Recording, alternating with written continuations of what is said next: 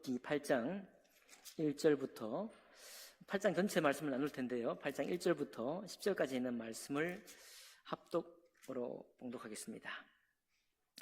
구약 성경 768쪽 가량에 있습니다.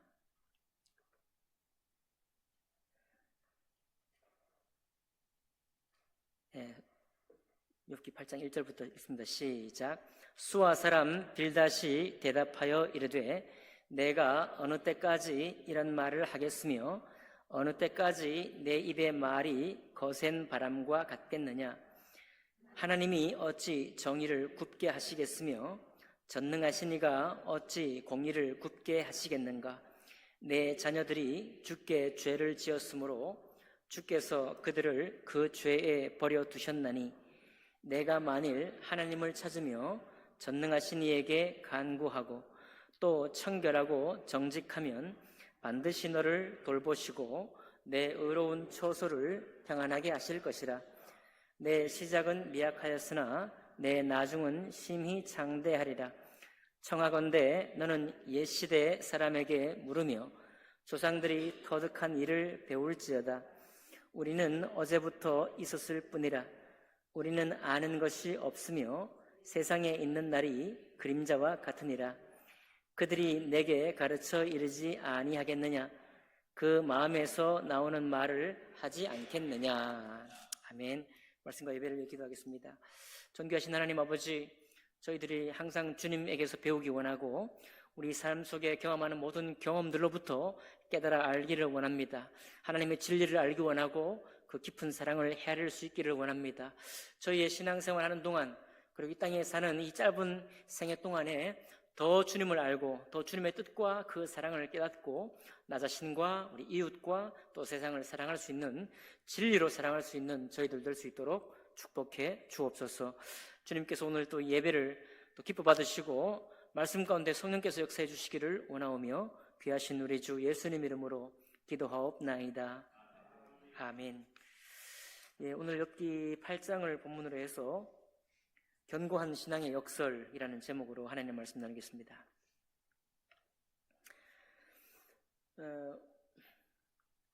우리가 믿음 안에서도 그렇고 또 세상 일에 관해서도 견고하다는 말은 그저 딱딱해진다는 말이 아니고 이제 웬만한 것에 흔들리지 않고 이제 탄탄하게 자기의 삶과 뭐 직장에서의 어떤 직업이라든지 또 믿음 생활할 때도 우리 믿음의 그런 그 도가 탄탄하게 채워지기를 원하는 것.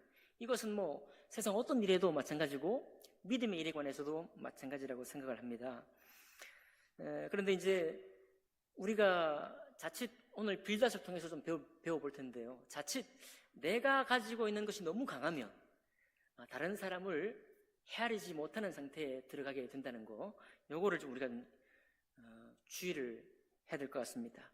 옛날에 우리 기독교계에 좀 농담처럼 유행했던 것이 40일 금식기도 하는 사람들 못 말린다 이런 얘기를 했어요.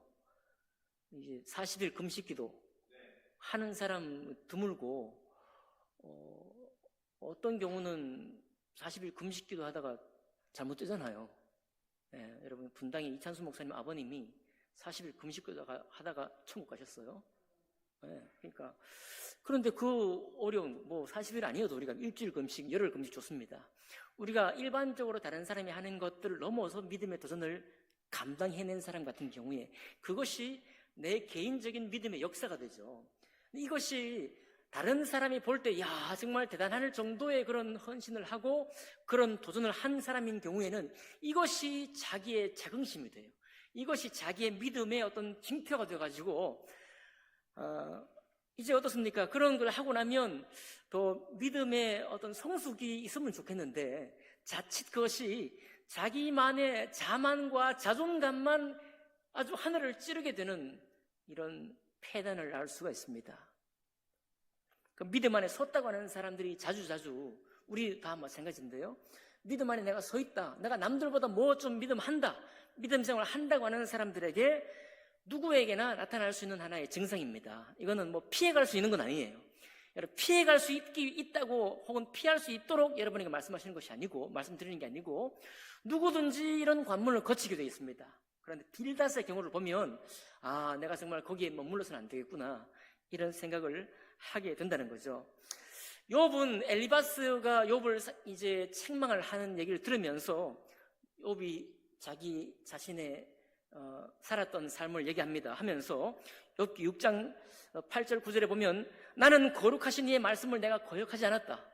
엘리바스가 자꾸 너의 숨겨진 죄에 대해서 얘기하니까 아니다, 나는 하나님의 거룩하신 이의 말씀을 거역하지 않았다 라고 항변했고, 또 욥기 6장 24절 25절에는 나에게 가르쳐서 나의 허물한 것이 무엇인지 깨닫게 하라. 엘리바스에게, 친구에게 도전했습니다. 네가 지금 나한테 죄가 있다고 하는데 네가 만약에 나의 죄를 찾을 수 있으면 한번 찾아봐 라고 도전합니다.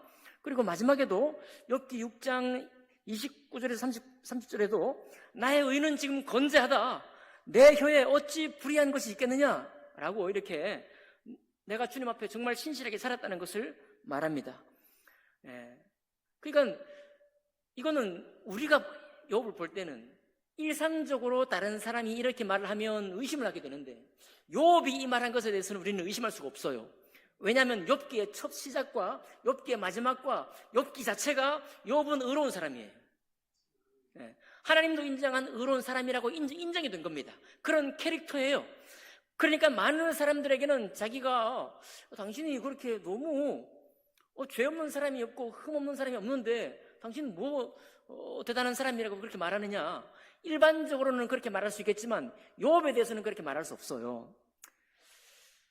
자, 그러니까 이 빌닷도 얘기를 듣다 보니까 기가 막히는 거예요. 빌닷 생각할 때 친구지만은, 그동안 욥과 함께 했던 친구지만, 그리고 7일 동안 욥이 당한 환난을 함께 고통하고 슬퍼했지만은 욥이 하는 얘기를 듣고 가만히 있을 수가 없었습니다. 그래서 무슨 얘기냐, 하나님의 공의, 하나님의 정의는 굽을 수가 없다. 3절에 그렇게 말하죠. 하나님이 어찌 정의를 굽게 하시겠으며 전능하신 이가 어찌 공의를 굽게 하시겠느냐. 이 말은 무슨 얘기입니까? 하나님의 정의와 하나님의 공의가 서 있기 때문에 만약에 어떤 사람에게 재앙과 같은 일이 닥친다고 한다면 그건 바로 하나님의 공의와 하나님의 정의가 살아있기 때문이다. 조금 더 들어가면 하나님의 정의의 심판을 받은 거다, 이런 얘기입니다. 욥아, 너 지금 네가 어떤 얘기를 할지라도 너의 이 결과를 보면, 네가 당한 이 재해를 보면, 네가 만나는 가정의 이 놀라운, 이 말도 안 되는 이 우환, 거듭 겹친 이 우환을 보면, 그리고 네가 가졌던 모든 축복의 모든 소유가 전부 다 사라지는 이 재앙 같은 일을 만난 너를 보면 내가 안 봐도 안다, 이거. 내가 너를 살피지 않아도, 너에게 묻지 않아도, 너의 죄를 찾지 않아도 나는 안다. 하나님의 공의와 정의가 살아있기 때문이다. 그러니 너는 잔말 말고 너의 죄가 무엇인지 하나님께 나아가 보라 라고 얘기하는 거예요. 빌닷이 잘못한 게 없잖아요. 그죠? 빌닷이 우리가 봐도 일단 빌닷을 따라가 봐야 됩니다. 우리가 볼 때 빌닷이 지금 잘못 생각하고 있는 게 없어요. 그리고 이제 빌닷이 전체 하는 얘기에 정확하게 왜 욥에게 이런 얘기를 하는가 하니까, 빌닷은 자녀들의 죄를 지금 딱 꼬집고 있습니다. 그래서 4절 보니까 너의 자녀들이 주께 죄를 지었으므로 주께서 그들을 그 죄에 버려두셨다. 원어에 따지면, 원어를 보면 주께서 그들을 죄의 손에 버려두셨다. 죄의 손에 버려두었다는 얘기는 죄의 힘에게 내어줬다는 겁니다. 그러니까 뭐예요? 죄의 힘에게 내어줬으니까, 죄가 있어서 죄의 힘에게 내어줬다는 얘기는 죄의 형벌을 받게 되는 거예요. 죄의 형벌을 받았다는 것입니다. 이 아들들이, 너는 알지 못하겠지만 그 자녀들이 주께 죄를 짓지 않았다고 한다면 어떻게 사망이 7 아들 전부에게 이룰 수 있느냐, 이 말입니다. 그럴 리가 없다는 거죠. 그러니까 내 자녀들의 죄 때문에 그들이 망한 거다. 이것이 빌닷이 가진 속 중심의 그 생각이었어요. 자, 우리가 봐도, 우리가 주변에 이런 일을 겪는 가정이 있다고 한다면, 우리는 이렇게 심한 일을 겪지 않더라도 네 자신을 한번 돌아봐. 우리 일산에서 저랑 같이 운동하는 목사님들도 항상 농담을 합니다. 이렇게 운동이 잘 안 되면 주님과의 관계를 생각해봐. 이렇게 농담으로. 주님과의 관계를 생각해봐. 오늘 기도 안 하고 왔지? 뭐 이렇게 얘기합니다. 농담으로라도. 근데 이거 일반적인 상식이잖아요. 상식이고 통념이잖아요. 우리 스스로도 우리의 마음을 좀 이렇게, 양심을 좀 이렇게 비춰볼 때, 오늘 뭔가 일이 하나만 안 풀리는 게 아니고 두세 가닥 연거푸 안 풀려요. 예. 다른 사람 괜히 시비 걸 듯한 그런 소리가 들리고, 또 뭐 일을 처리하러 갔는데 행정이 꽉 막혀서 안 되고, 이 몇 가지가 한 세 가지만 중복이 돼도, 근데 오늘 왜 이러지? 좀 더 이제 신령한 사람들은, 내가 뭐 주님한테 뭐 잘못한 거 있나?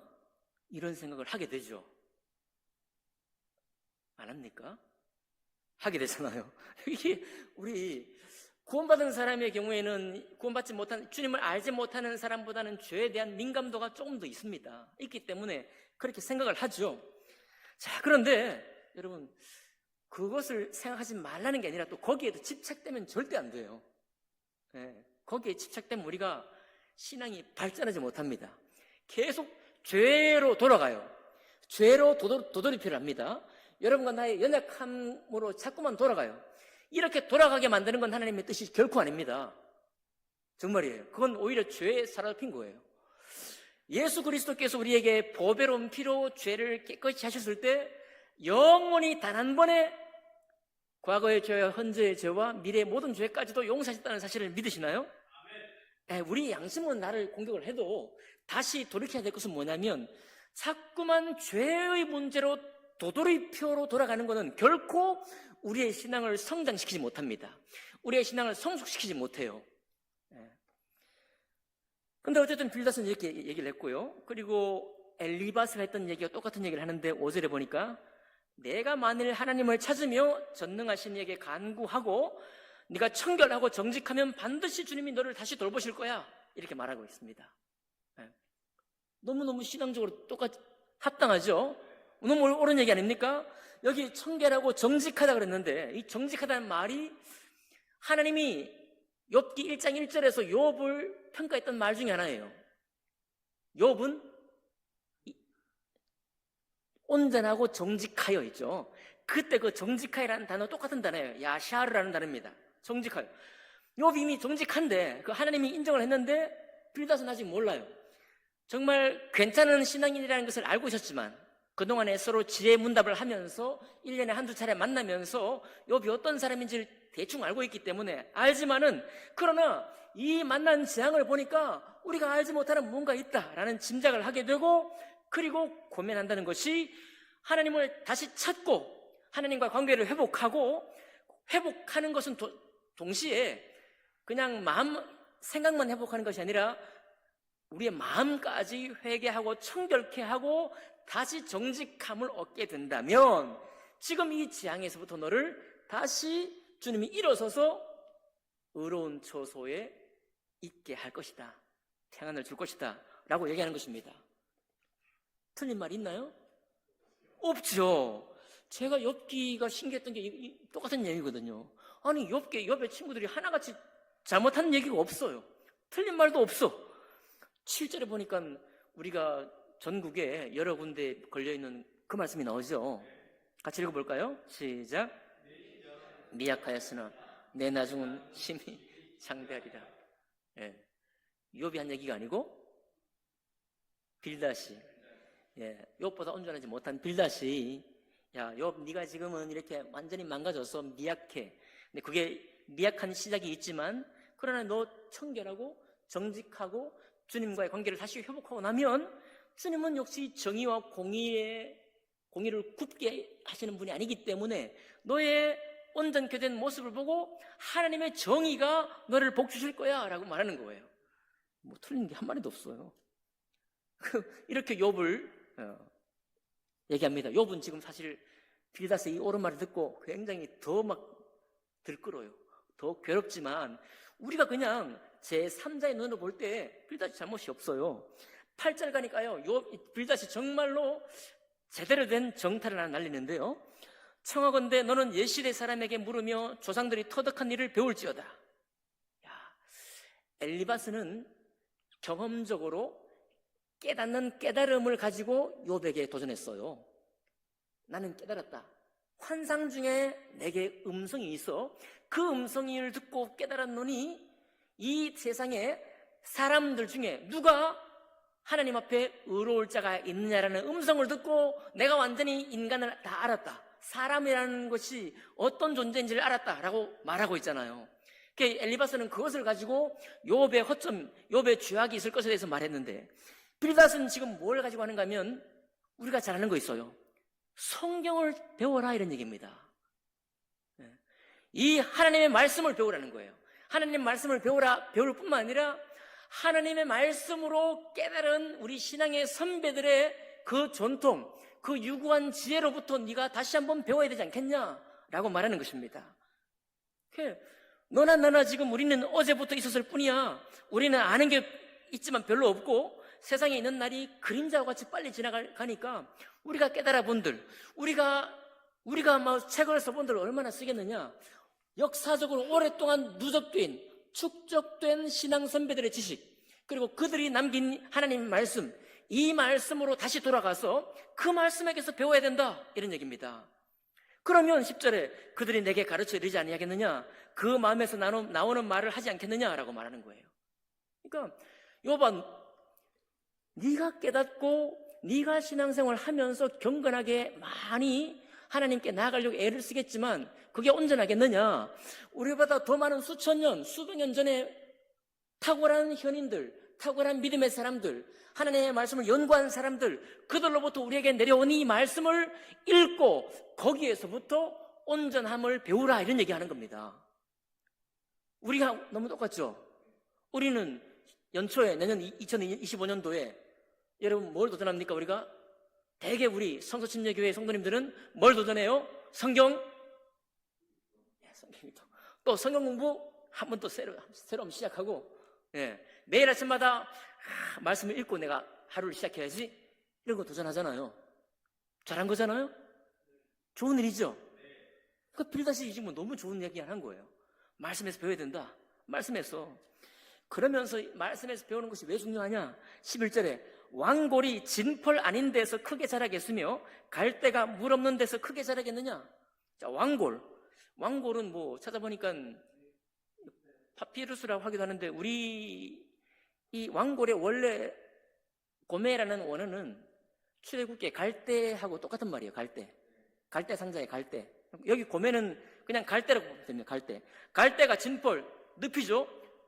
갈대가 자라는 곳은 다 물이 있는 곳이잖아요.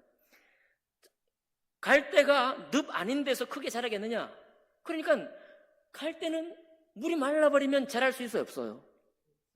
그럼 지금 여기 물이 뭐라는 겁니까?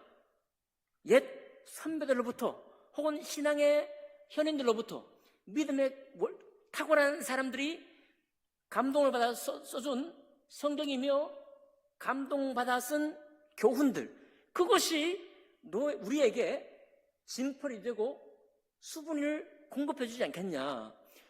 우리가 갈대라는 거죠. 갈대. 네가 갈대인데, 여봐, 네가 갈대고 우리가 갈대인데, 이 갈대가 그 수분이 충분한 늪 속에서 자라지 않는다고 한다면 그게 자라겠느냐?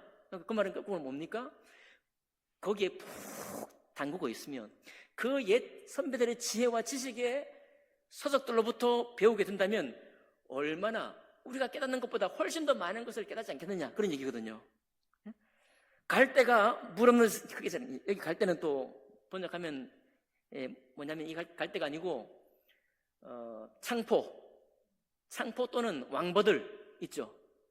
왕버들 왜 물 많이 있는데 이렇게 옛날에 초등학교 때 이렇게 뭐 이빨로 이렇게 뭐 만들기도 하고, 알죠? 그거 역시 물 없는 데서는 크게 안 자라잖아요. 전부 물 있는 데서 자랍니다. 물 공급해, 우리에게 신앙의 뭔가를 무한히 공급해 줄 수 있는 그 저장소, 거기에 너도 서고 나도 서야만 우리가 신앙이 정말 풍성해지고 하나님과의 관계가 회복이 되고 우리가 복을 누리지 않겠느냐, 그런 얘기를 하는데 틀린 말이 없잖아요. 그죠? 없습니다. 그러면서 하는 말이 13절에 하나님을 잊어버리는 자의 길은 다 이와 같고 저속한 자의 희망은 무너지리니. 자, 하나님을 잊어버리는 자, 지금 누구를 지금 욥에게 말하니까 이게 누굽니까? 하나님을 잊어버리는 자가. 예, 하나님을 아마 너가 전에는 혹시 그 늪에서 충분한 수분을 받았을지 모르겠지만 어느 순간부터 너 하나님을 잊어버린 거야. 네가 당한 이 재앙을 보니 넌 하나님을 잊어버린 지 오래된 거야 라고 말하는 거예요. 그리고 이와 같고 저속한 자는 뭐냐면 하나님을 경외하지 않는 거예요. 하나님을 두려워하지 않는 자. 욥아, 너 전에는 하나님을 두려워해서 복을 받았지만 언제부터인지 모르지만 너 이제 하나님을 두려워하지 않게 된 거야. 예.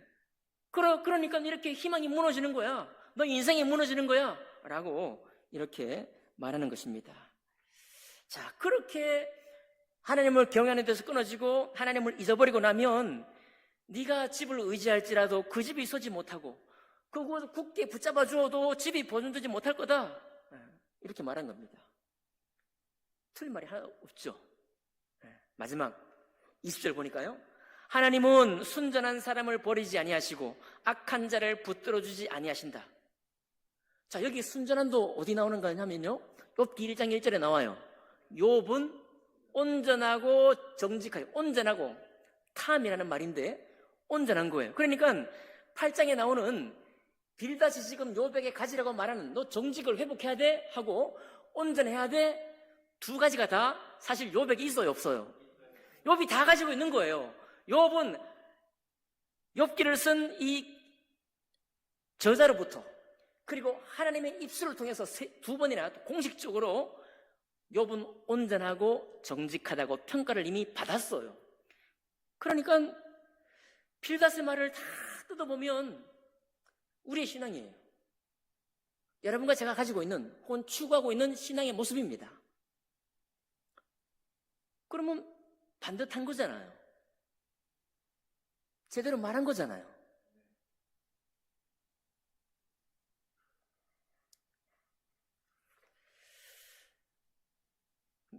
빌닷의 문제가 뭘까요? 우리는 욥기 마지막에 가면 세 친구는 하나님께 대하여 옳게 말하지 않았고 욥은 하나님께 대해서 옳았다 이렇게 평가를 했기 때문에 빌닷을 통해서 빌닷이 잘못한 것을 찾아내야 돼요. 우리가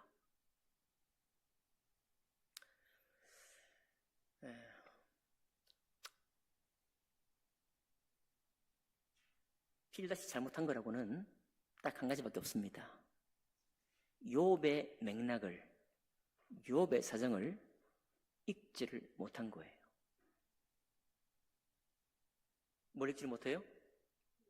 욥의 사정, 욥의 사정하고 욥의 그 마음 중심을 헤아리지 못했다는 겁니다. 일반적으로 빌닷의 말은 다 옳아요. 여러분, 우리가 그러니까 제가 오늘 말씀의 제목을 견고한 신앙의 역설이라고 했는데요. 우리가 다 이것을 추구하는 바예요. 우리는 하나님 앞에 서서 정의를 외칠 줄 알고 하나님 말씀의 공의로운 대로 살아가기를 원하는 사람이고 그리고 그것을 도움을 입기 위해서 하나님의 말씀을 배우고 익히는 사람입니다. 그리고 우리는 또 우리 삶 속에, 생활 속에서 우리의 어떤 잘못이 있을 때마다 좀 하나님과의 관계가 어떻게 괜찮은가 하고 좀 놀라기도 하면서 돌아보는 일을 우리는 해요. 자, 그런데 그 모든 일이 정상적인데도 불구하고 우리가 잘못될 수 있다는 겁니다. 잘못될 수 있다는 거예요.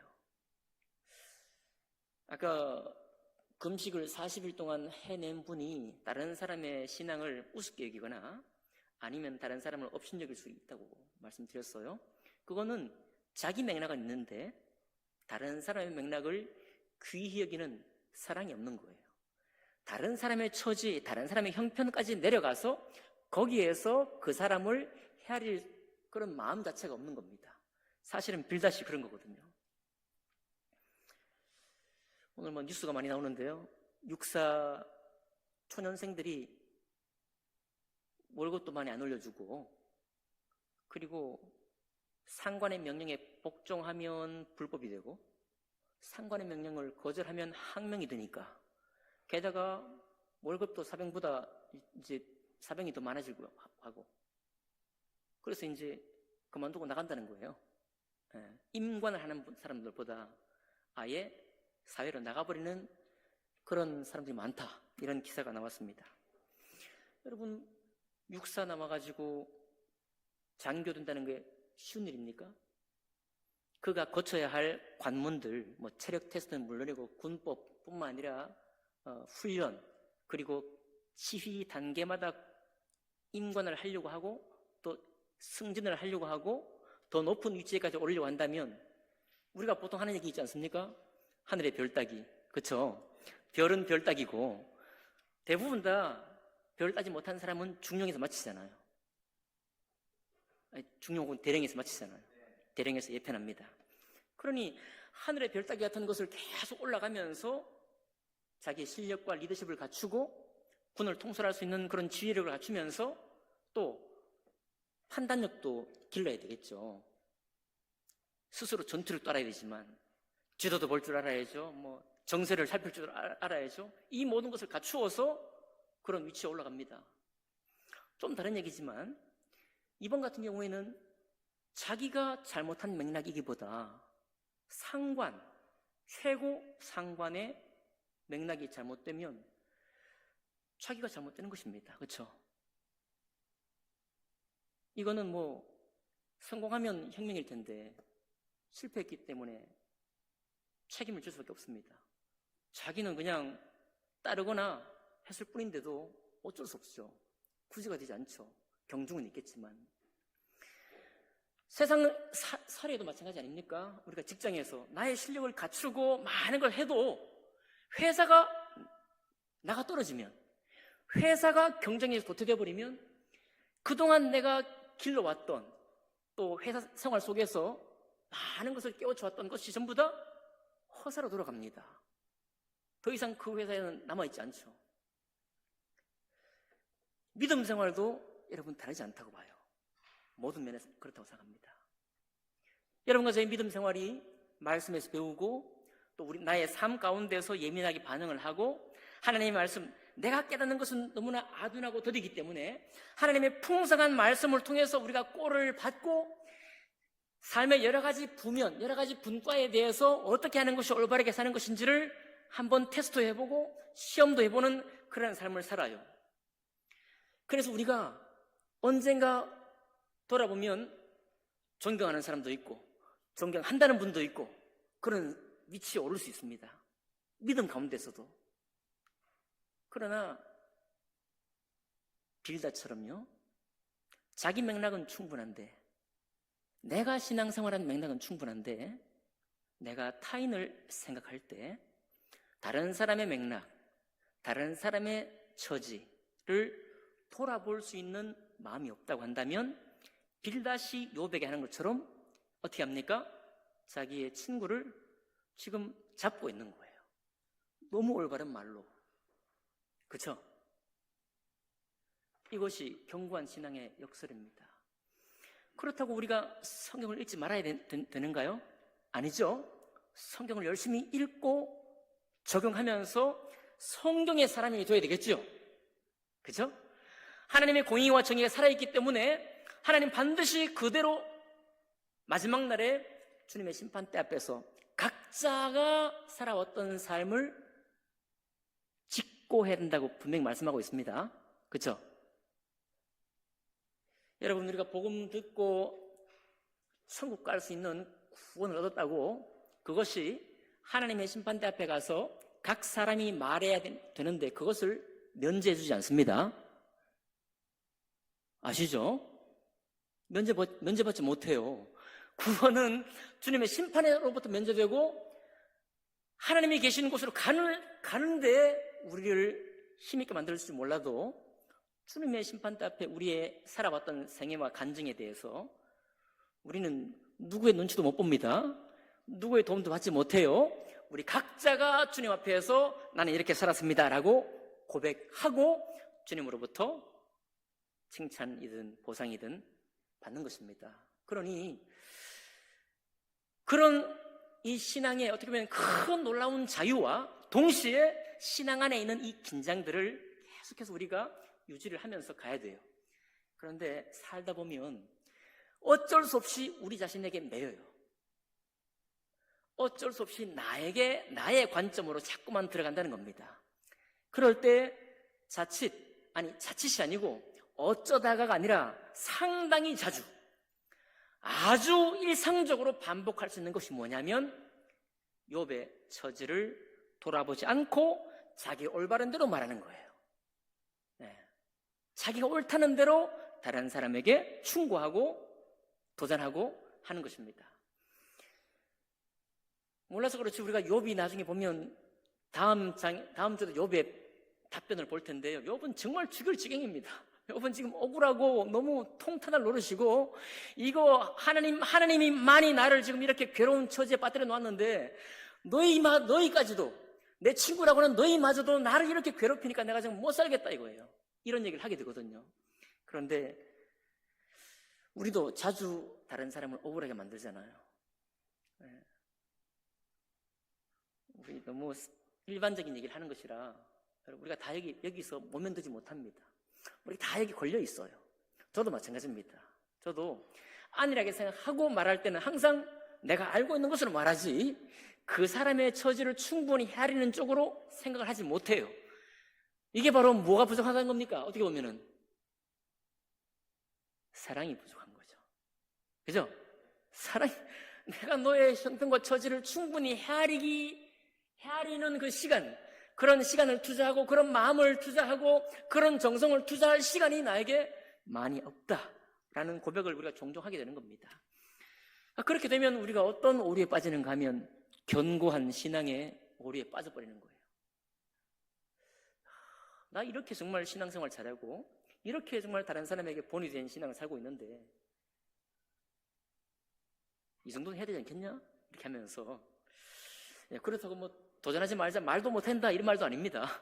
우리는 권면해야 됩니다. 권면하고 도전하고 때로는 격려하고 다 해야 해요. 그러나 분명한 것은 뭐냐면 상대방의 맥락 없이 나의 맥락, 옳은 맥락 가지고 할 때 그 사람을 억울하게 만드는 거예요. 그 사람을 굉장히 괴롭게 만드는 것입니다. 이게 바로 견고한 신앙의 역설입니다. 우리는 빌닷이 했던 말 중에 거의 하나도 틀린 말이 없다는 것을 알고 있어요. 다만 이것이 어디에 적용된 거냐? 욥과 욥의 자녀들의 죄를 정죄하는 데 전부 다 쓰이고 있다는 사실이 중요합니다. 사랑을 위해 쓰고 있는 게 아니고 나에게 옳은 말들이 그를 정죄하는 데에 다 사용되고 있다는 거예요. 우리가 종종 이렇습니다. 여러분과 저도 그렇습니다. 그래서 오늘 욥기 8장을 통해 하나님께서 여러분과 저에게 깨닫게 하시는 것은 계속 우리는 믿음의 경주를 할 겁니다. 하나님의 말씀을 통해서 그리고 신앙의 선배들을 통해서 내가 가진 짧은 깨달음보다 더 많은 깨달음을 통해서 우리가 공급을 받을 거예요. 우리의 시야는 넓어져야 하고 우리의 믿음은 더욱더 성숙해 가야 합니다. 그리고 내가 올바르지 않기 때문에 다른 사람에게 옳은 얘기를 못한다, 그거 아닙니다. 분명히 정의는 살아있고 하나님 공의대로 일하시는 분이시기 때문에 비록 내가 실수할지라도 그렇게 할 수밖에 없어요. 그러나 분명히 기억해야 될 것은 우리가 실패한다는 사실입니다. 우리가 타인의 맥락을 읽지 못해서 실패한다는 거예요. 계속해서 우리 2025년도에도 하나님 말씀을 배우고 익히기를 원합니다. 하나님 말씀을 더 많이 알기를 원해요. 우리 마음이 더 청결하고 정직한 사람이 되기를 원합니다. 우리 마음이 더 욥처럼 순전한 마음이 되기를 원해요. 그러나 나 자신이 이런 신앙의 성숙을 취했다라고 해서 그 성숙이 다른 사람을 헤아리는 데까지 나아가지는 못한다는 이 객관적인 사실을 받아들이자는 것입니다. 그리고 혹시나 그렇게 잘못했을 때, 실수했을 때, 내가 뱉은 말 때문에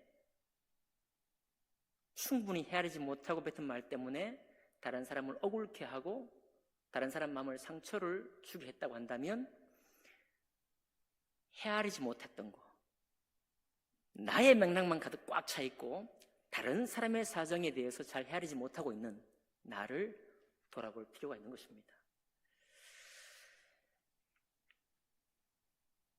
올해 남아있는 이 몇 주간하고 2025년 새해를 계획하실 때 빌닷을 통해서 우리 신앙을 다시 한번 또 온전한 신앙으로 계획을 세워가고 그렇게 생활하시는 여러분과 제가 되기를 주님 이름으로 축복합니다. 기도하겠습니다.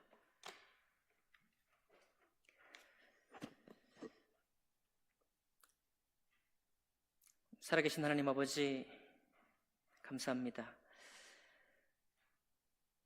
빌닷을 통해서 우리가 신앙적인 성숙과 성장을 위해서 애써야 할 것에 대해서 말씀해 주신 것 감사드리고, 그러나 더욱더 나 자신으로 꽉 차 있는 신앙에서부터 다른 사람의 마음과 심중을 헤아릴 수 있는 그런 마음을 품을 수 있도록 저희들을 이끌어 주시기를 원합니다. 그동안 우리가 행했던 실패들을 떠올려보고 우리가 참 충분히 헤아리지 못하고 내뱉었던 말들을 한번 떠올려봅니다. 아버지 하나님, 우리를 긍휼히 여겨주시고 주님의 자비하심 가운데 저희가 다시 다른 사람을 그 마음을 헤아릴 수 있는 저희들의 믿음이 될 수 있도록 역사해 주시옵소서. 한 해 동안 저희의 마음과 믿음을 주장하시고 여기까지 인도해 주신 주님 감사드립니다. 새해에는 더욱더 풍성하고 더욱더 온전한 그런 믿음의 세계로 들어갈 수 있는 저희 모두가 될 수 있도록 주님 역사해 주시기를 원하오며 귀하신 우리 주 예수님 이름으로 기도하옵나이다. 아멘.